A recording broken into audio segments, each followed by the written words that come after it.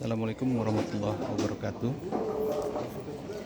Eh, yang terhormat Bapak Rektor Universitas Sumatera Utara, yang terhormat Bapak Profesor Riyatna selaku narasumber, yang terhormat Bapak Dr. Rudi selaku Dekan Kehutanan Universitas Sumatera Utara, Bapak-bapak Wakil Dekan, Bapak Kabak TU, jajaran struktural di Kehutanan Universitas Sumatera Utara. Kami juga menyapa Abangda Susilo Sudarman selaku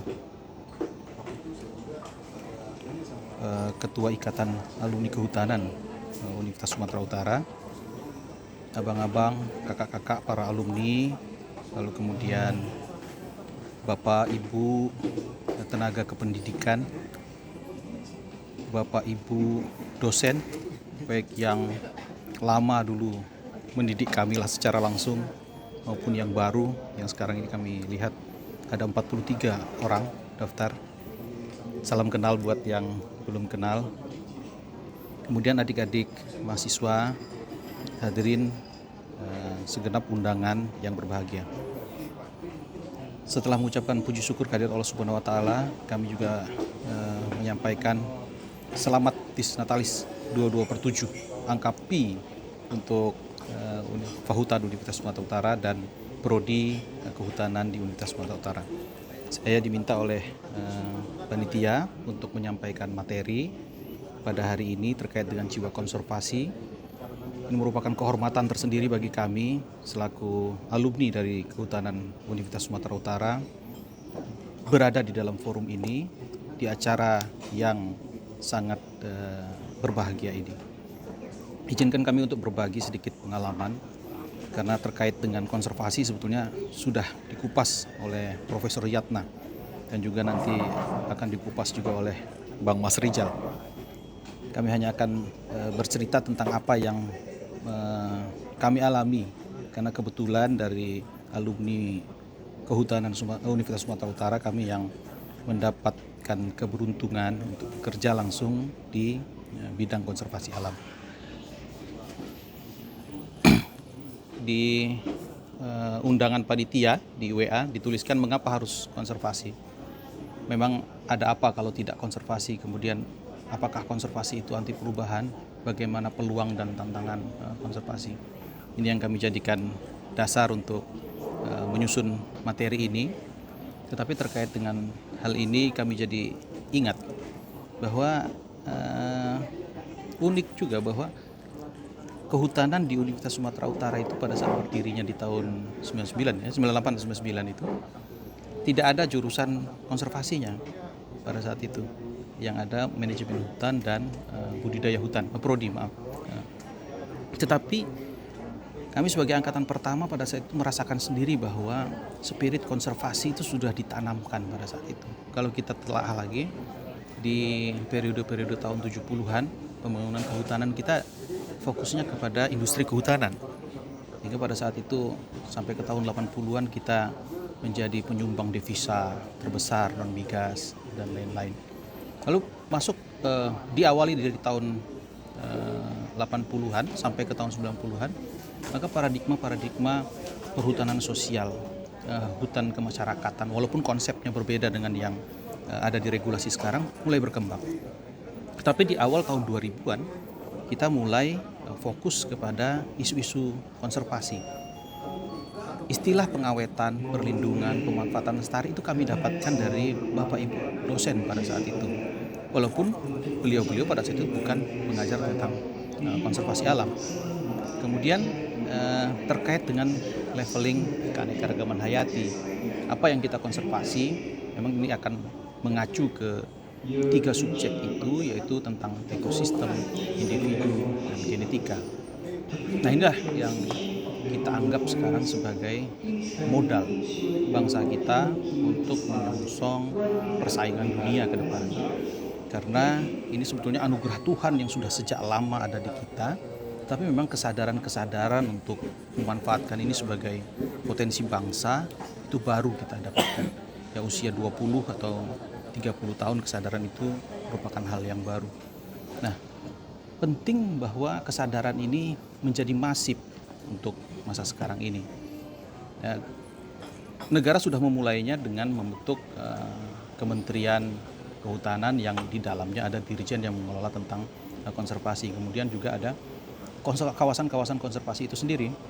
Ada kesatuan kawasan pelestarian alam, kemudian kawasan suaka alam, Taman Nasional TWA, Tahura, kemudian ada Cagar Alam, Suaka Marga Satwa, dan Taman Buru. Maaf kami sebutkan ini seperti ini, walaupun ada perdebatan bahwa Taman Buru itu masuk ke salah satu KPA atau KSA. Kami mengutip dari Bapak Dirjen Konservasi Sumber Daya Alam Hayati dan Ekosistem, Pak Wiratno.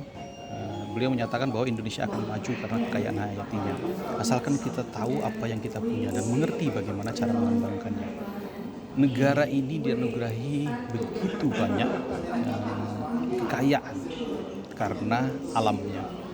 Ini ada daftar-daftar yang saya rasa adik-adik mahasiswa, apalagi Bapak Ibu dosen sudah pernah membaca data-data semacam ini. Nah, ini angka-angka yang dikumpulkan oleh Dirjen KSDAI. Ditambah lagi bahwa sebagai sebuah bentang alam ada 102 pendakian gunung, 820 titik air terjun, 274 selusur gua, 1.200 panorama alam, 160 titik waduk dan danau sebetulnya yang alami. Lalu kemudian 51 titik wisata bahari itu yang dimiliki oleh negara kita. Ini memang menjadi isu bahwa ini belum menjadi ekonomi utama di negara kita, bahkan di tempat-tempat titik ini berada. Kita berusaha terus untuk mengelola itu. Inilah ruang lingkup pengelolaan konservasi di kita, selain dengan isu-isu akarnya, isu-isu tambahannya ya terkait dengan peredaran satwa, populasi, fragmentasi, dan lain-lain. Konservasi wajib masuk di dalam birokrasi karena amanah Undang-Undang pasal 33 itu, sehingga itu harus diurus oleh negara memang. Tetapi challenge-nya bahwa birokrasi ini, nah itu yang bagian paling bawah itu kalau dilihat dari definisinya adalah pengaturan lewat meja. Biro itu meja atau kantor, kratos atau krasi itu adalah pengaturan pemerintahan, atau ada juga yang mendefinisikan political power. Maka karakternya ada beberapa itu yang seperti apa ya, kalau dunia sekarang itu out of date katanya gitu, rule based. Ya memang dalam birokrasi harus rule based, rule driven. Nah ini seringkali bertentangan dengan science based, kemudian evidence based yang bisa dicapai dalam waktu dekat, atau misalnya setelah pengkajian panjang maka ilmu membuktikan sesuatu hal. Nah pengubahan aturan itu membutuhkan waktu yang sangat lama. Seperti misalnya sekarang Undang-Undang Konservasi Sumber Daya Alam dari tahun 90 sampai sekarang sudah usia 31 tahun, sudah tidak relevan lagi beberapa hal. Misalnya tentang penegakan hukumnya, pengenaan denda, dan lain-lain. Tapi membutuhkan waktu yang lama untuk mengubah itu. Sementara di dalam birokrasi, pekerjaan itu harus berdasarkan aturan-aturan tersebut. Kemudian zeklik, ya, kemudian formal, hierarki, otoritri, kemudian ada permasalahan tentang fleksibilitas, tarik ulur, kelenturan dalam menyikapi suatu permasalahan. Karakter-karakter ini bukan saya pilihkan dari kata-kata negatif, bukan. Di dalam definisi birokrasi ini merupakan kata-kata yang netral semuanya, tapi yang kita pilihkan yang menjadi challenge kalau terkait dengan pembangunan konservasi alam. Di Sumatera Utara ya, kita bekerja di gugusan Bukit Barisan, karena memang hutan-hutan kita yang tersisa itu ada di barisan itu yang kita sebut sebagai koridor Sumatera. Dulu dipopulerkan oleh CI, timnya Pak Yatna juga. Kemudian yang tersisa di sela-sela perkebunan pantai timur seperti Taman Nasional Waikambas, kemudian Sembilang, Berbak, lalu Tesonilo, dan lain-lain. Nah untuk Sumatera Utara sendiri ada 3 dari satwa penting nasional yang kita punya. Di Sumatera ini ada 4. Ada badak, orangutan, gajah, harimau. Nah di Sumatera Utara alhamdulillah kita itu punya orangutan, harimau, dan gajah, walaupun kondisi gajahnya memprihatinkan untuk gajah di alam liar, yaitu di perbatasan Riau dan perbatasan Aceh. Aceh yang masih punya 4-4. Kemudian kondisi konservasi badak sendiri bukan upayanya yang memprihatinkan, tetapi memang kondisi habitatnya dan juga karakter dari spesies ini yang susah berkembang biak. Sebagai mamalia besar punya kekhususan sendiri, sehingga untuk menjaganya membutuhkan ekstra effort untuk bisa tetap lestari. Di tahun-tahun kehidupan kita ini ya, misalnya kayak 2 atau 3 tahun yang lalu, artinya adik-adik mahasiswa pun mengalami kepunahan spesies-spesies tertentu yang kita baca di media, badak hitam atau badak putih itu yang kemarin yang sampai dijagain, dan badak terakhir itu sudah punah. Jangan-jangan kita akan menyaksikan kepunahan seperti itu juga di Indonesia, seperti badak Kalimantan yang katanya hanya tinggal 4 atau 5 individu lagi yang tersisa, yaitu badak Sumatera yang hidup di Kalimantan. Nah, untuk di Sumatera Utara, alhamdulillah nenek moyang kita dengan menjaga hutannya, pembangunan perkebunan yang masif sejak tahun 1930-an dan pembangunan pasca kemerdekaan masih bisa mempertahankan 3 satwa penting ini. Nah, inilah yang menjadi kekayaan di Sumatera Utara. Nah, khusus untuk kita di Pahutan USU, saya rasa ini yang menjadi amanah, bukan yang jadi amanah fardu ain, bukan fardu kifayah untuk kita tangani. Nah, kerja konservasi tidak bisa selesai sendiri dan tidak bisa diselesaikan sendirian. Inilah keyakinan yang kami dapatkan setelah sekitar 16 tahun bekerja di bidang konservasi sumber daya alam hayati, bahwa kerja konservasi itu tidak bisa dibiarkan, harus dilakukan, tidak bisa selesai sendiri, dan juga pada saat menyelesaikannya harus bersama-sama dengan segenap stakeholder. Beranjak dari sana ada 3 prinsip yang kami dapatkan dari Pak Wahyudi Wardoyo. Nah, ini beliau ini begawatnya untuk konservasi alam, mantan sekjen Departemen Kehutanan. Untuk bekerja bersama-sama kita harus punya mutual trust, yaitu saling percaya dulu antar stakeholder. Ada kelompok pemerintah, ada kelompok non pemerintah, ada kelompok penegak hukum, ada peneliti, ada universitas, ada mahasiswa, ada kelompok-kelompok pecinta alam. Lalu kemudian ada khalayak umum, harus saling percaya dulu. Baru kemudian akan timbul saling hormat menghormati apa yang dilakukan oleh pihak lain, tidak saling menyalahkan tetapi untuk saling melengkapi. Dari situ baru nanti akan muncul mutual benefit atau keuntungan bersama untuk pekerjaan konservasi. Nah, dari Pak Wiratno lagi kita mendapatkan konsep ini, konservasi lintas batas. Bagaimana konservasi ini menjadi agenda bersama, saling menguatkan bukan saling melemahkan. Ciri-cirinya itu multi stakeholder. Itu tadi, bahwa tidak bisa diselesaikan sendirian. Multidisipliner. Jadi seperti misalnya ilmu kesehatan masyarakat ini terkait dengan konservasi, bisa berperan dengan konservasi, bahkan bisa menjadi ujung tombak konservasi gitu. Bagaimana misalnya pengendalian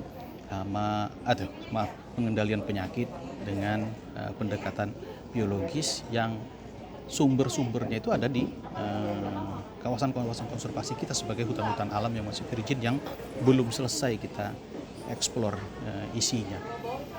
Para pedagang juga bisa menjadi pemain konservasi. Jadi yang mau kami tekankan di sini bahwa tidak harus menjadi pegawai Taman Nasional untuk mengemban jiwa konservasi ini. Tapi dimanapun kita berada, kita bisa menjadi ujung tombak perjuangan konservasi.